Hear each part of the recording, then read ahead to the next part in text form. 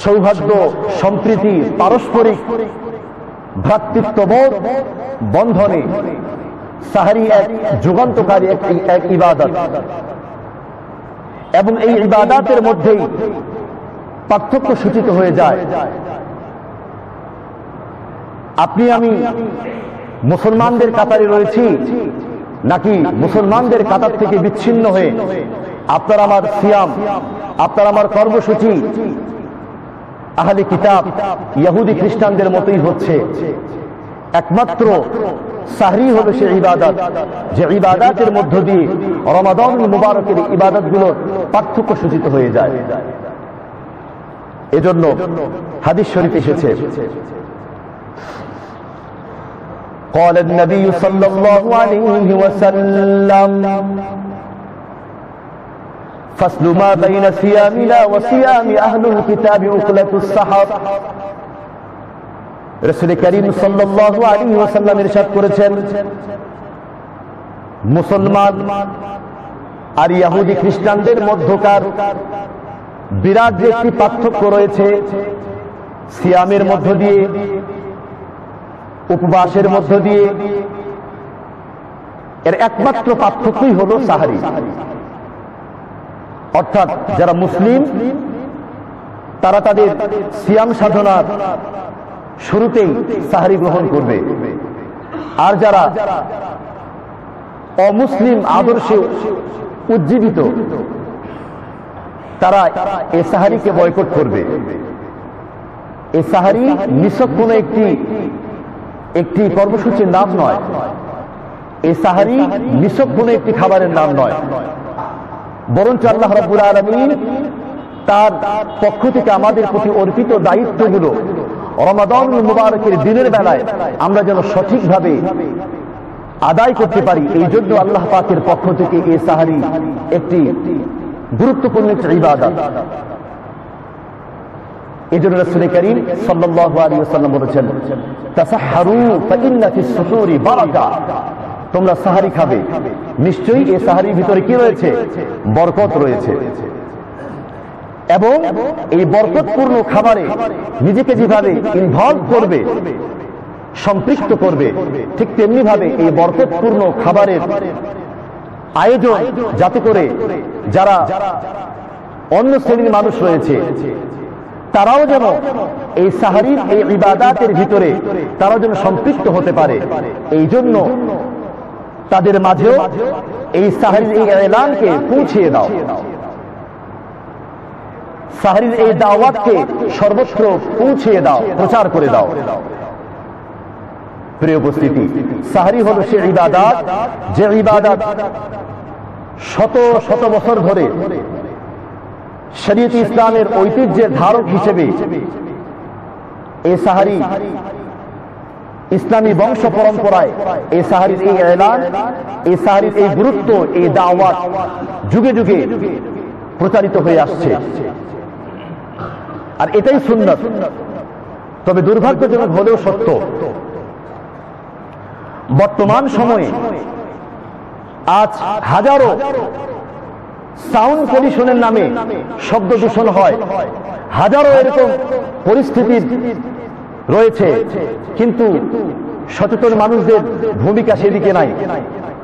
কিন্তু সাহারির মতো একটি ইবাদত, সাহারির মতো একটি কর্মসূচিতে যাতে করে জাতি সচেতন হতে পারে এবং এই সাহারিতে নিজেকে আত্মনিয়োগ করতে পারে, এই ব্যাপারে যারা হাজার হাজার এবং শত শত বছর পূর্বের ঐতিহ্যকে সুন্নতের উপর আমল করে এই সাহারির পয়গামকে সর্বত্র ছড়িয়ে দিতে চায়, সাহারির এই কর্মসূচির দাওয়াতকে এই এলানের মাধ্যমে প্রচার করতে চায়, আজকে তাদের খুব বাধা, খুব আপত্তি।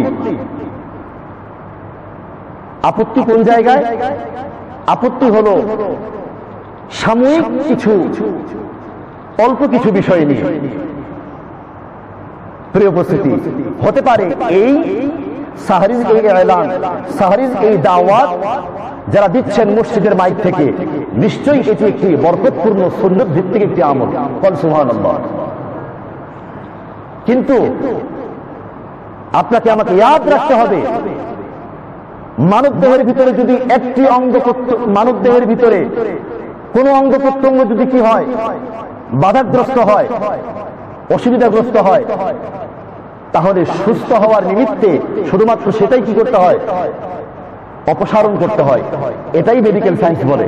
নাকি নাকি আপনার অঙ্গ প্রত্যঙ্গের ভিতরে আপনার হাতে আঙ্গুলের মাথায় সমস্যা হয়েছে, অপারেশনের প্রয়োজন, কিন্তু আপনি আপনার আঙ্গুলে অপারেশন না করে এখন যদি কোনো ডাক্তার যদি বলে আপনার পুরো বডিটাই কি করতে হবে, অপারেশন করতে হবে, এটা যেমন ভিত্তিহীন, ঠিক তেমনি ভাবে সাহরির দাওয়াত, সাহরির এলান অতীতে শত শত বছর ধরে মসজিদের মাইক থেকে হয়েছে, হচ্ছে এবং হবে, এটাই স্বাভাবিক।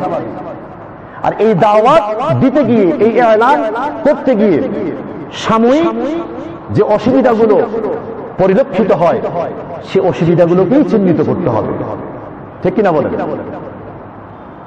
সাহরির এই দাওয়াত দিতে গিয়ে অতিরঞ্জিত যারা হয়তো গজল বাজাচ্ছে, অতিরঞ্জিত হয়তো কোরআন কারীম তেলাওয়াত করছে, আপনি সাহরির পুরো কর্মসূচিকে বন্ধ না করে দিয়ে বরঞ্চ আপত্তিকর পরিস্থিতি যেখানে তৈরি হয়, যেখানে মানুষের সমস্যা হতে পারে, ইবাদতের সমস্যা হতে পারে, সেই সময়টুকুতে বিশেষ করে যাতে করে এই দাওয়াত বন্ধ না হয়ে যায়, স্বল্প পরিসরের ভিতর হলেও এই দাওয়াত যেন বহাল থাকে, আপনাকে এই ভূমিকাই রাখতে হবে।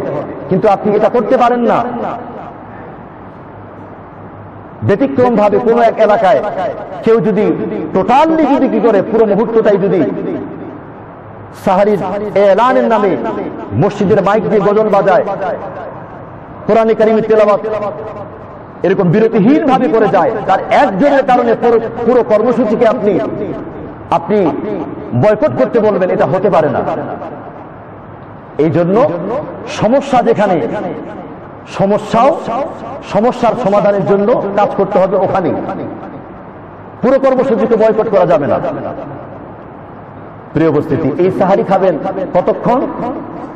কোরআন কারীমে আল্লাহ রাব্বুল আলামিন সূরা বাকারার মধ্যে বলছেন, وَكُلُوا وَاشْرَبُوا حَتَّى يَتَبَيَّنَ لَكُمُ الْخَيْطُ الْأَبْيَضُ مِنَ الْخَيْطِ الْأَسْوَدِ مِنَ الْفَجْرِ ثُمَّ أَتِمُّوا الصِّيَامَ إِلَى اللَّيْلِ।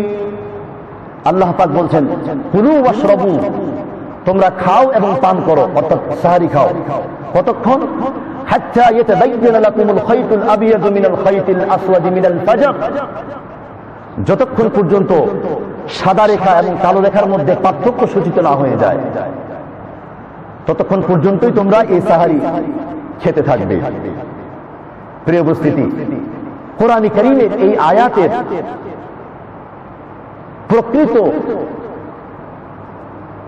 প্রকৃত বক্তব্য না বুঝার কারণে সাহারির এই শেষ সময় কেউ বা বেঁধে নিয়েছে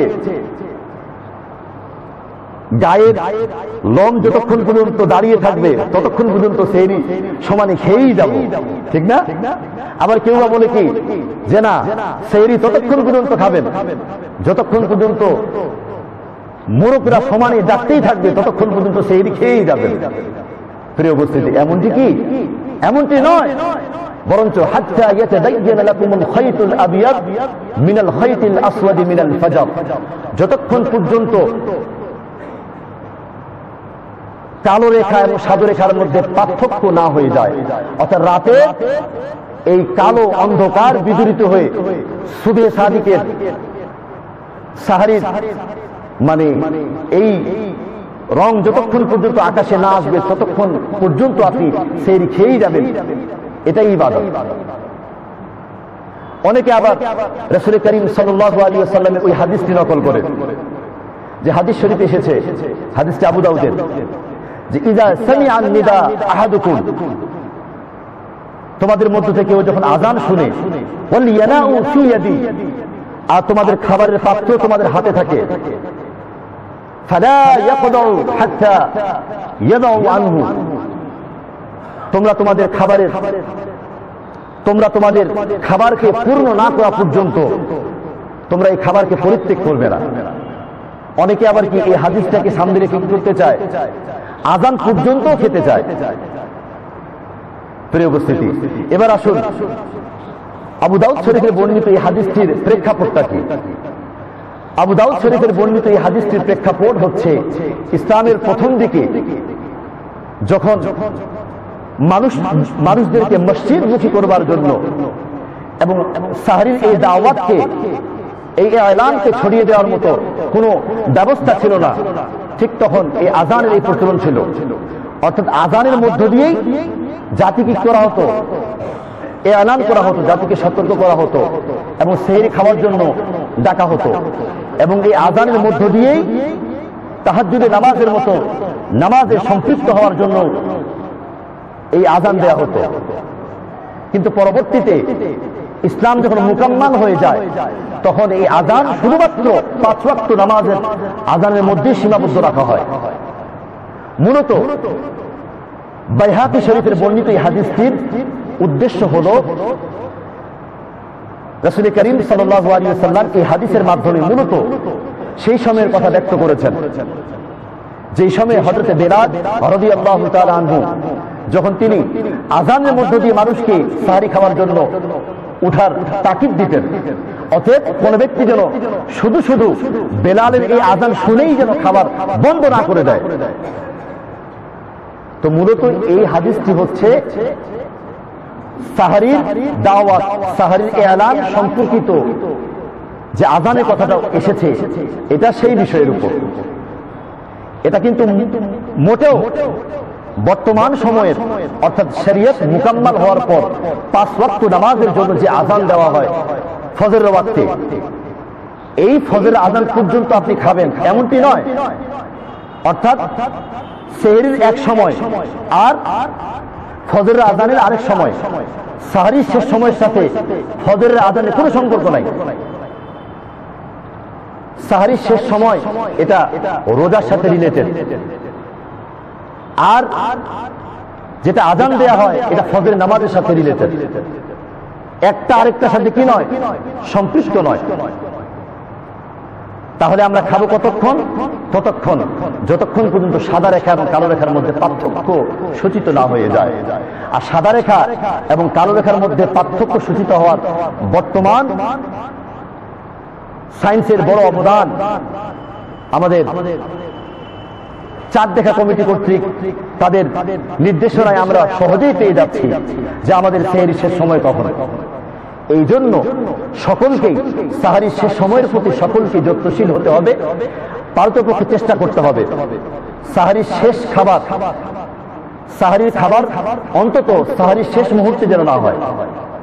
কারণ সাহরির শেষ মুহূর্তটা কিন্তু রেড বর্ডার, বিপজ্জনক একটা মুহূর্ত। এই জন্য পারতপক্ষে চেষ্টা করবেন সাহরির শেষ সময়ের অন্তত 2-4-5 মিনিট আগেই খাওয়া বন্ধ করে দেওয়ার চেষ্টা করবেন। আল্লাহ পাক আমাদের সকলকে বুঝার তৌফিক দান করুন। সকলে বলি আমিন।